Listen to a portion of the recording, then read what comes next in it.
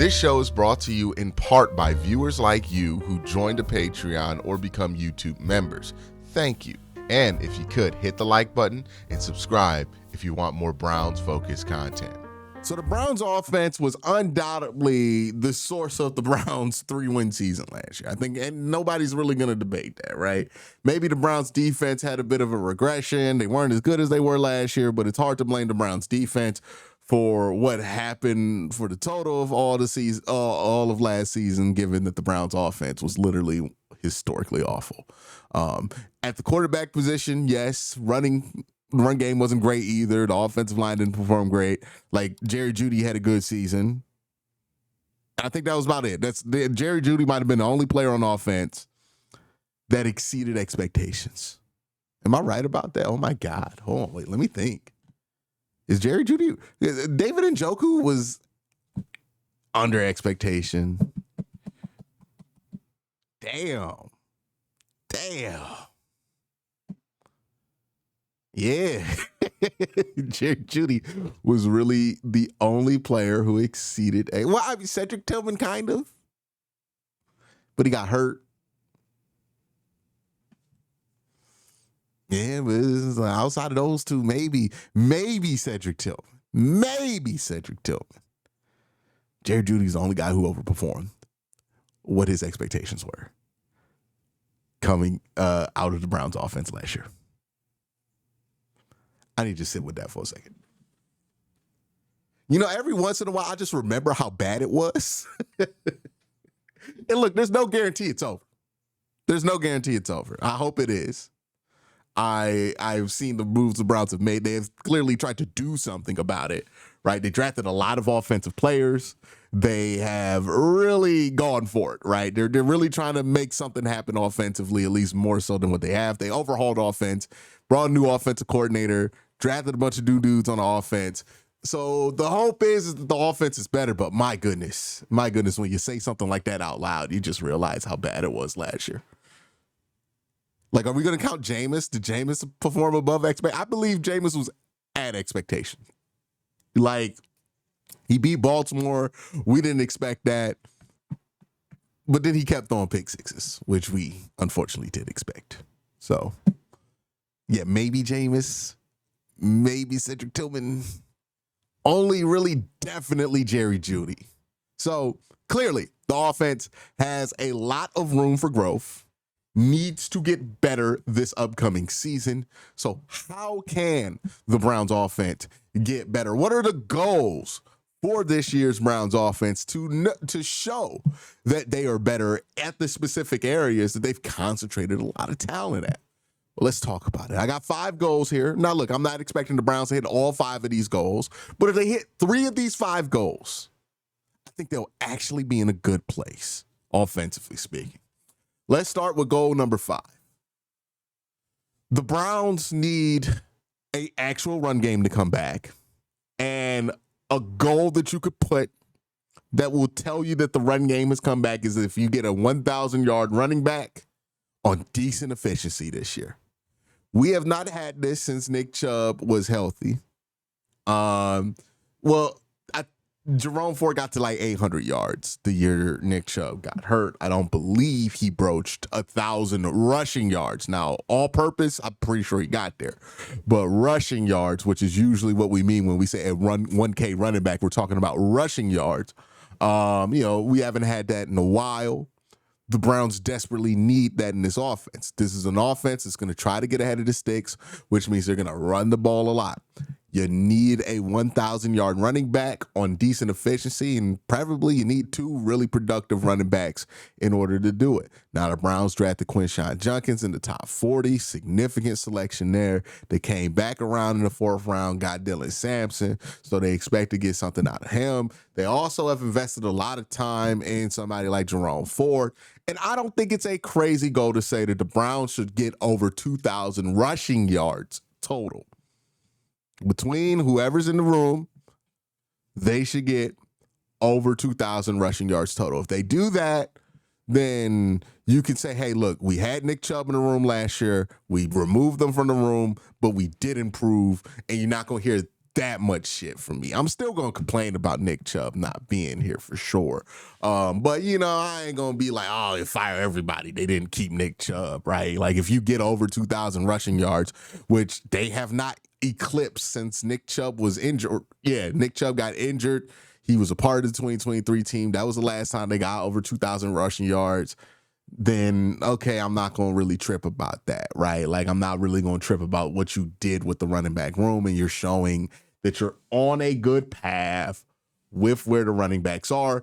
Now, when I say decent efficiency, I know some people are going to ask, well, what is my definition for decent efficiency? Over 4.5 yards a carry. You don't got to be at 5, but you got to be over 4.5, right? 4.5 means that you're getting chunk plays in addition to not being tackled behind the line of scrimmage often. That's what 4.5 means to me, right? That's what it usually means when a running back is above that, right? When a running back's under 4.5, you're usually going to see a lot of big plays, but a lot of knockbacks behind the line of scrimmage. Got to get above 4.5. With 1,000 yards at least, and then 2,000 yards total in the room. If you're able to do that, hey man, okay, you knew better than me what happened with the running back room, because I would have just brought back Nick Chubb. So we're all good there.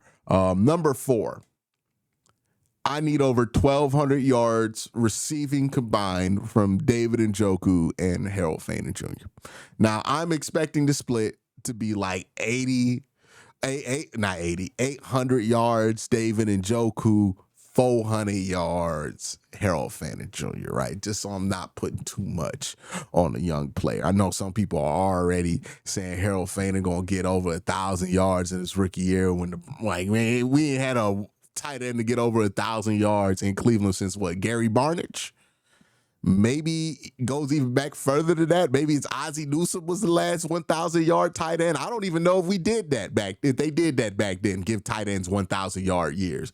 So Harold Fana Jr., I think 400 yards is perfectly reasonable floor to ask him to get by. David Njoku, 800 yards is an elite tight end season, very productive. And if you get 1,200 yards combined from those two, feel pretty good about it. I'm gonna be happy about the production that you're getting, especially given that you're going to give these guys more targets, more efficiency.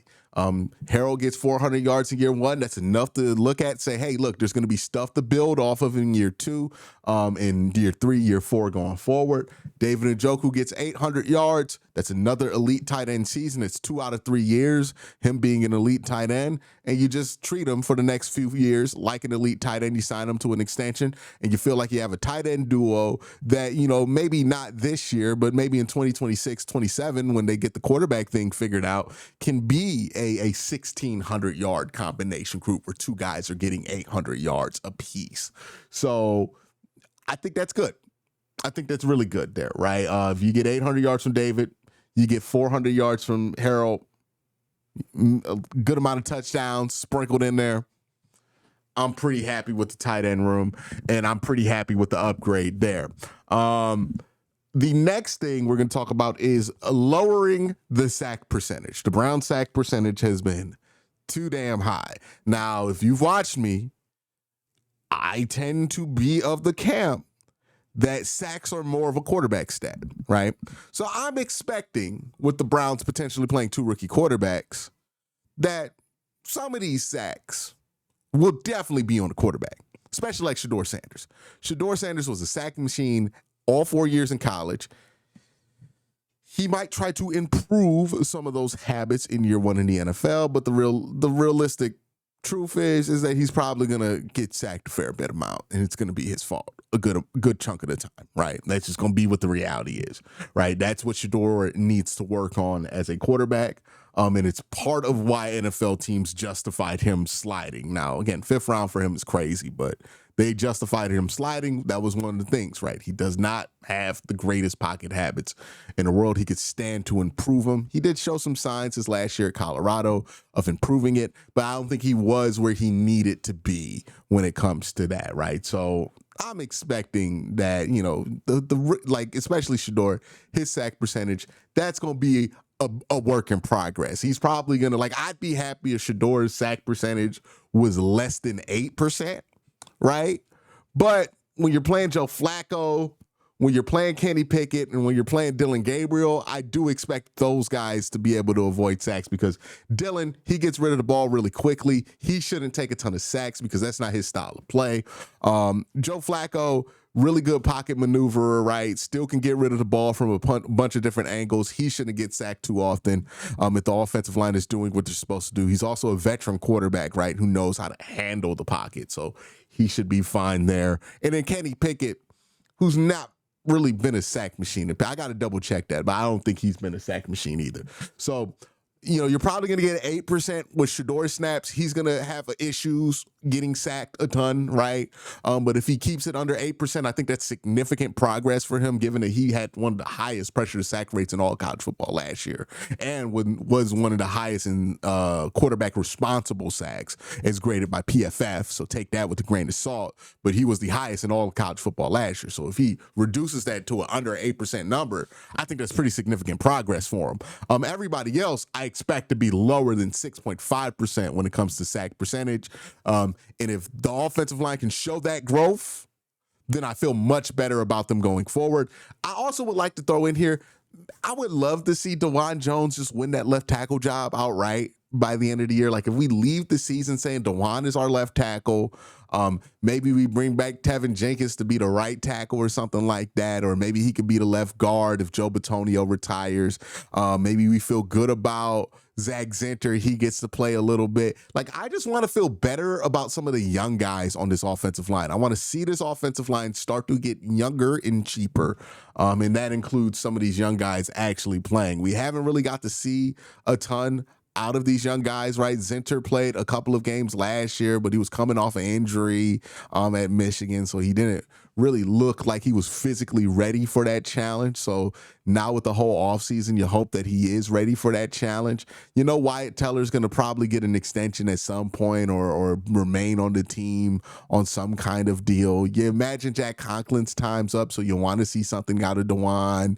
You want to see something out of, some of the young players, centers you drafted, young guards you drafted. You just want to see the young guys on the offensive line look like they could be starters eventually, which we haven't gotten very much sign of. So that's number 3. Lower the sack percentage. The sack percentages are too high.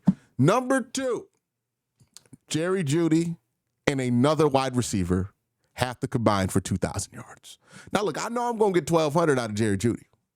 Right? Or at least I hope I get 1,200 out of Jerry Jeudy. If you get 1,200 out of Jerry Jeudy, that's 2 Pro Bowl seasons back to back. You feel good about the rest of that deal, right? You're no longer wondering if this Jerry Jeudy thing's for real. 1,200 yards with questionable quarterback play back to back years ain't got nothing to explain to me, Mr. Jeudy, right? 12K. I mean, not 12K. 1.2K, right? You get that out of Jerry, that's great. You need somebody to get you 800. Right, on that other side, whether that be Cedric Tillman, whether that be Jamari Thrash, I don't care who it is. But you need to have another legitimate option at wide receiver. I'm not asking for 1,000 yards in 17 games, right? Even though that's not that much. It's about 70 yards a game. 800. I just need 800. Right? 50 yards a game. Give me 50 yards a game. 800. I know it's a rough estimate, it's napkin math, but about 50 yards a game, that'll get you to 800 yards. So if we get somebody on this team and get to 800, and Jerry Jeudy can get to about 12K, well, 1.2K, I'm tripping. 1.2K. If he got to 12K yards, Jerry Jeudy will run straight into the Hall of Fame. But 1.2K, and if we can end at 2K between Jerry Jeudy and some other wide receiver on this team, we are living good, right? We're not desperate at wide receiver. We're actually young and cheap and pretty decent. But that's my hope, right? You get about 2,000 yards combined. I am very nervous about this goal happening because I'm not 100% sure Jerry Jeudy is going to get 12 or 1,200 yards. And I'm not sure we got 800 yards from an individual wide receiver on the roster right now. But if we do achieve goal number 2, I will be very happily surprised. And goal number one, I've talked about this a lot, so I'm going to be brief here. Have a good idea of who your day one starter is at quarterback in 2026 by the end of the season. If that is where the Browns are, right? If we end the season and we go, man, we're going to give Shedeur a run next year, or we're going to give Dylan Gabriel a run next year, we're good. That's awesome. That's exactly where you want to be at. This does not mean, by the way, like, let's say Shedeur plays well and we're like, yeah, I feel comfortable giving Shedeur some run next year. That does not mean that you're not going to draft the quarterback. You could very well think highly of what Shedeur did and still draft the quarterback, understanding that if you draft a quarterback in 2026, the odds are that you're not going to want that quarterback to play that much in 2026. So 2026 will still belong to whatever quarterback you drafted in 2025, if you follow the logic there. And then, once you get to that offseason where you do want to start the quarterback that you drafted in 2026, you could just trade out of Dylan Gabriel or Shedeur Sanders if they continue to play well and treat it like a Drew Brees, Phillip Rivers situation or something along those lines, right? So just because the Browns are likely to use a draft pick in 2026 on a quarterback does not mean that success at the quarterback position from any of these quarterbacks will stop the Browns from drafting a quarterback. So I think if you end the year with one of those guys saying that they're looking like they could be the starter, or there's another scenario where you end up with the top pick of the draft and, Cade Klubnik or Lenore Sellers look like Cam Newton, look like Joe Burrow, or Andrew Luck, right? If it looks like one of those years at quarterback, Francisco Mendoza, he looked like Drake May or something like that, then okay, we know who our day one starter going to be next year, right? If it's one of those situations. So you just want to be in a spot to where you're not guessing all offseason who your quarterback's going to be starting week one. You want to be in a more secure spot. However you get there is however you get there. But you don't want to do what you did this offseason, next offseason, which is, I don't know, maybe we could draft somebody at 2. Let's debate about it. Is anybody worth it? Like, we don't want to do that shit again. I don't want to do that shit again. So just have a good idea who your day one starter is going to be next year by the end of this season, whether that be that guy's in college, but you have the rights to draft them, or whether that be that guy's on your roster.